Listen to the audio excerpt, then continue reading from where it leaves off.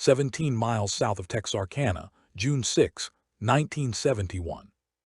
Highway 71 cuts through Miller County bottomland. The water is still, the cypress hold their branches down. And along the shoulder of the road, a creature crossed the pavement in 4 strides. Witnesses watched from a stopped truck. It did not run, it did not stop. It moved with the kind of motion you only see in animals that have never learned to fear a vehicle. By morning, the case was on a desk in Fouke. By the end of that summer, the file would not close. Decades later, an Arkansas tracker walks the same bog county where the road buckles under rain. And that original anomaly, the report a sheriff could never fully explain, is still active. Why does it stay open? Because no cataloged mammal in the state matches the footprint sequence, the visual record, the timing of the sighting window, or the survivor testimony collected in the years that followed. The tracker knows this because he has spent 40 years measuring Arkansas wildlife. The anomaly is not a misidentification. The anomaly is a documented pattern of misidentifications unable to fit any known species on file. The Fouke Monster Report was not assigned to folklore. It was assigned as open evidence. The phrase used by working officers in southern Arkansas is short, precise. And it has carried through 3 generations, file still open. The tracker is the man agencies quietly call when conventional explanations fail. His name is on record. He served as a contract wildlife surveyor for the Arkansas Game and Fish Commission during the 1980s and 90s. He has walked the Sulphur River bottoms on foot for 39 years. He does not identify himself as a cryptid researcher. He identifies as a wildlife technician, and that distinction is the reason his testimony exists on paper rather than in podcasts. He has tracked eastern cougar recovery. He has documented black bear expansion patterns across Lafayette and Miller counties. He has monitored feral hog damage on timber lease. His hands can tell a 16-inch bear print from a 13-inch canine print in field mud without measurement. Because he has counted thousands of tracks under identical substrate conditions. He carries a steel-handled plumb bob. He measures heel depth and stride length by hand. He does not photograph until after measurement, because any disturbance of mud compresses the print and corrupts the data. That is his professional standard. When he is called to a sighting location, he does not ask if the witness believes. He asks sight line, headlight distance, humidity, animal position at first visual, time to disappearance. From that alone, he can usually eliminate conventional wildlife in under 15 minutes. Reports that do not eliminate, reports that cannot close, those go home with him. 3 of those reports sit in his personal archive. They are not folklore. They are evidence he cannot assign to a known species, and because he cannot assign them, the original determinant stands and the working phrase survives across his notes, and his phone calls to the sheriff's office. File still open. What the swamp does at 11:47 p.m. Birds evacuate before midnight. Barometric pressure drops locally. A hush, cattle lock in the lower pasture. Witnesses who worked timber there for decades describe the same pre-event signals in identical sequence, every time. The first signal is avian evacuation. A red-shouldered hawk will leave a perch 6 to 9 minutes before the event begins. And the direction of departure is always the same, away from the slough. The second signal is the barometric read, where he has worked with portable altimeters inside a 100-acre observation zone. Pressure drops by 0.3 to 0.6 millibars across 30 minutes, not aligned with regional weather. It is a local gradient. The third signal is the hush, a complete absence of frog call. The bullfrog chorus across a Tyrannosaurus-level bog shuts down within 90 seconds of the pressure shift. The fourth signal is cattle. Cows that graze on slough margin will move to the high fence line and lock there, refusing to move. Cattle response to coyote or bear vocalization does not match this pattern. The cattle here are not exhibiting predator stress, they are exhibiting pressure avoidance. 5 signal groups, all converging during a 30-minute pre-event window, all observed in subdivisions where the visual event precedes. The tracker has documented this convergence 8 times across 1984, 1991, 2003, 2013, and 2021. Identical sequence, identical time signature, identical visual on the other side, which is to say, the swamp produces a measurable biological signal before the creature is observed. So the creature is not passing through passively. The action is initiated locally. 12.5 inches, a single footprint, 12.5 inches long. Heel depth 3 inches in saturated clay, rear pad width 9 inches. Wider than any black bear print on file in Miller County. 3 claw impressions absent, no drag mark beside it, hair on barbed wire. The print was measured at a fence line, crossing 200 yards west of State Line Road. An Arkansas game and fish biologist was present. The biologist measured heel depth independently and confirmed 3 inches. The track was photographed in profile before any disturbance. Width at the metatarsal pad was 9¼ inches, a width that no known bear in Arkansas approaches. The front pad width was 7 inches. Narrowing toward a recessed heel, narrowing inversely to known canine patterns. Toe spread of the 2 visible toe impressions measured 5¼ inches apart. There were no claw indentations. Black bear prints present in adjacent clay showed 3/4 inch claw marks. This print showed nothing. A coyote track in the same clay would show 4 toes with claws, total length under 4 inches. A feral hog track would show duclo spread. None of those elements were present. 3 species eliminated in measurement. Hair on the barbed wire was stiff, dark, not feline. Microscopic diameter was outside canine range. It did not match mammalian hair in any Arkansas game and fish reference library. The sample was placed in a sealed envelope. The envelope sits in the tracker's private archive. The envelope was never transferred to a state lab. The envelope is still there. The reason, the print cannot be a known species either. The hair cannot be a known species either. Together, they keep the original determinant standing. The phrase the tracker uses when he is teaching junior surveyors how to tell a known species from an unknown print is short and deliberate. File still open, do not name it aloud. The cultural memory, preserved across the region, runs deeper than hunting tradition. It is repeated survival logic, and it is not superstition. Choctaw oral history, passing down through trappers and elders in the Sulphur River lowland, speaks of an entity that walks the slough margins after midnight, and the instruction has not changed since before any living witness can remember. Do not run.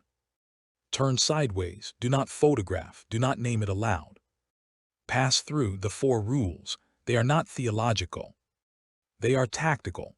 To run is to engage predator chase response. To turn full frontal is to confront.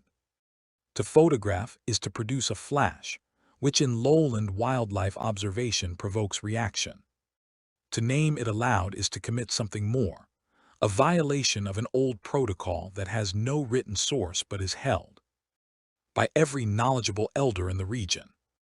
The tracker has heard the 4 rules from Choctaw advisors, from timber lease families, and from former deputy sheriffs who worked night patrol in the 1970s.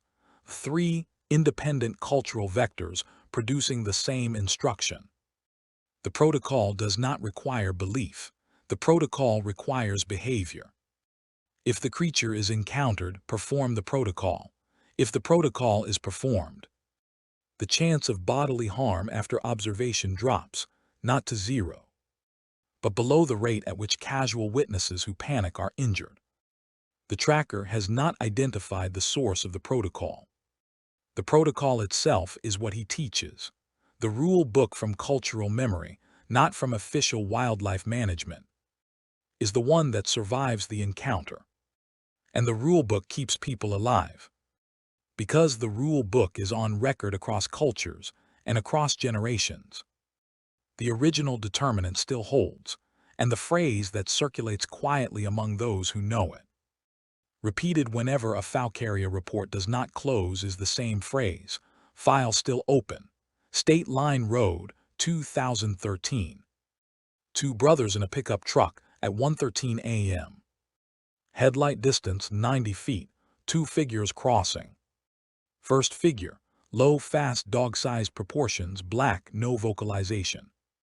Second figure, larger, planted, did not move. The brothers were heading east. The first figure crossed from south to north at a steady game-animal speed, in 3 bounding strides. The larger figure entered the headlight beam at a distance of 91 feet, and it did not bound. It walked. Its shoulders were above the height of the cab mirror. The brother's older sibling, who was driving, killed the engine. The dashboard lights stayed on because the door was ajar. Then a third event occurred, not visual, not audible, but pressure. A drop in air density inside the cab sufficient to pop their ears. The first brother did not photograph. The older brother did not run. They did turn sideways from the headlight axis. They did not name it. They performed the protocol. And as they performed the protocol, the larger figure proceeded across State Line Road south of the shoulder line at a slow-motion sequence. Estimated shoulder height at that distance for the second figure stood at 72 to 74 inches, taller than any documented eastern black bear. In Arkansas, with a body mass consistent with the printable weight range, they drove home. They did not report the event for 10 weeks. They reported only after a friend who works contract wildlife noticed their maps. They handed the report directly to the tracker. He took them back to the site in daylight. He collected tire track measurements and stomped them out. He surveyed slope and substrate. He confirmed headlight distance using land survey data. He filed the report under the original determinant. The brothers never spoke publicly. One of them had a recurring dream in which the pressure inside the cab returned, accompanied by a frequency under 30 Hz. The pressure and the frequency are still part of the case file.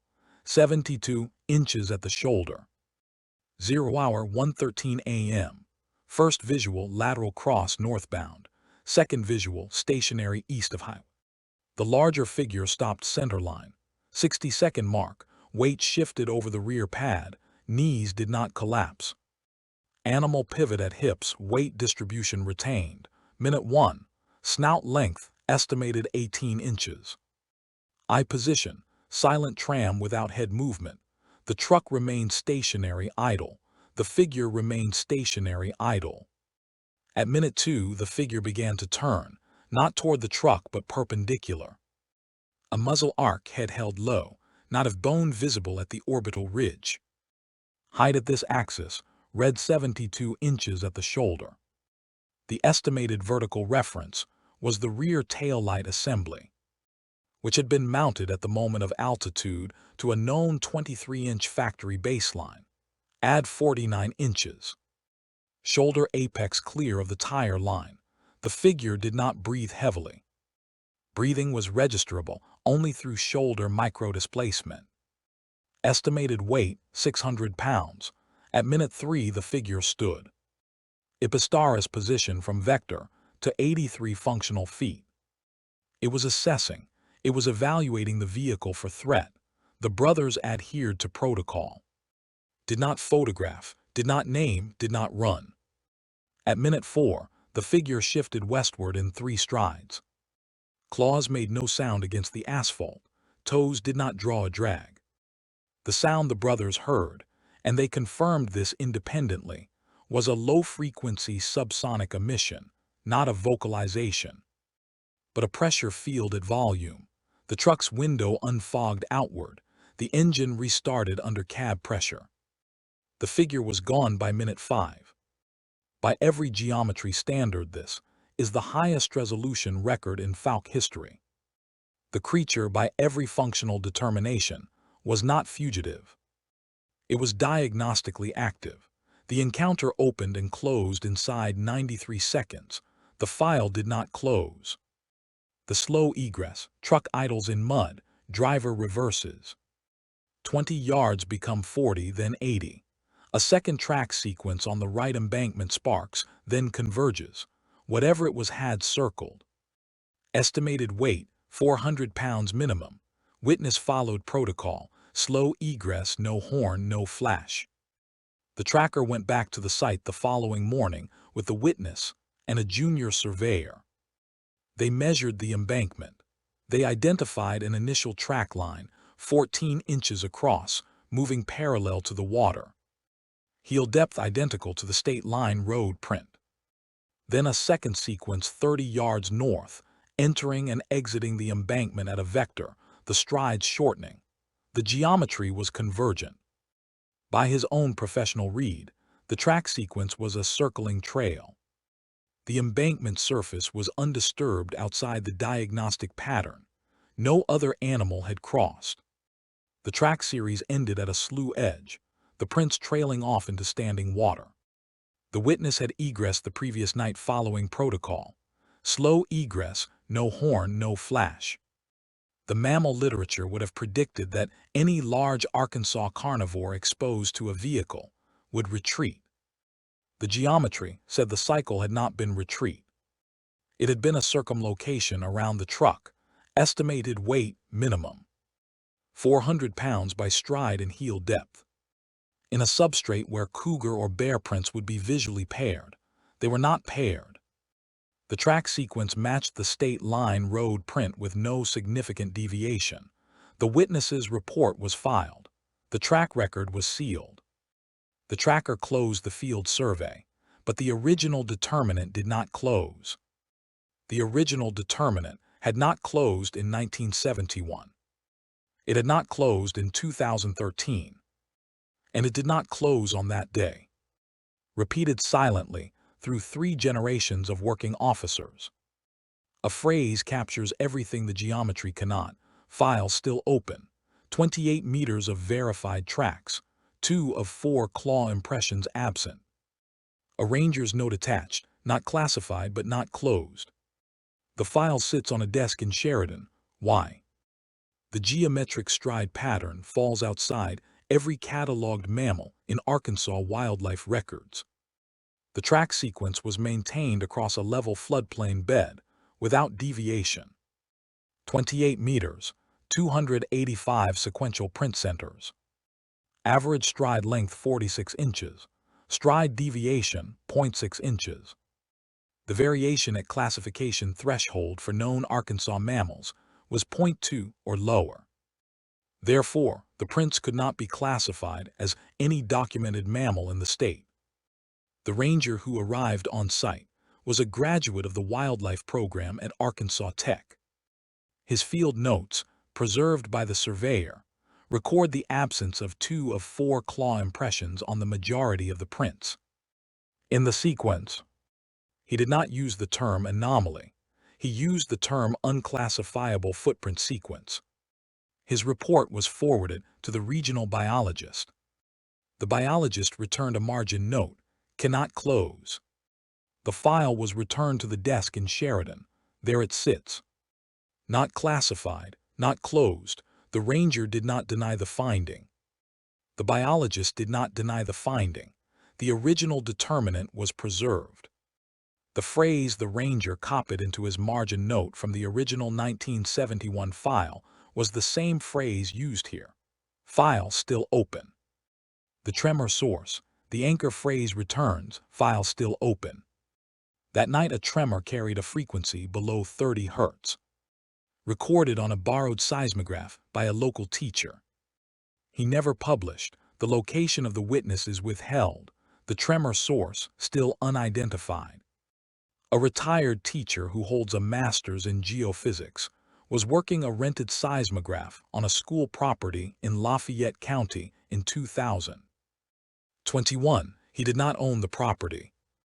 He did not know that night was being counted among the documented Fouke area encounters. The seismograph recorded a 30-second event with frequencies below 30 Hz. Tracer response, infrasound. The frequencies recorded matched the description the brothers gave in 2013. The teacher requested no media because his location would compromise a real estate sale. The teacher said the sequence was not geological tremor. The sequence was not vehicular. The sequence was not a hunting party. The sequence ended with a sharp taper to zero frequency, which suggests a source, even if not a face, producing a mission that stopped. The tracker has correlated the teacher's record with the brothers' report, the cattle lock-in cycle, and the 7-figure visual sequence in 2021. 5 independent records, all converge into the same deterministic rule. The Fouke area encounter does not match a known species. The anomaly does not match a known seismic source. The witness remains anonymous by request. The teacher's seismograph was donated to a junior college, never published. The tracker offers only what the witness permit would not preserve. A tremor source still unidentified. The file in Fouke, the file on Sheridan's desk. The file in the tracker's private archive, all 3 references to the same pattern. And the short phrase used in the official margin, copied from 1971, sits above all 3. It has survived the visual, the print, the airwave, and the tremor. It remains the only operative status on record, file still open.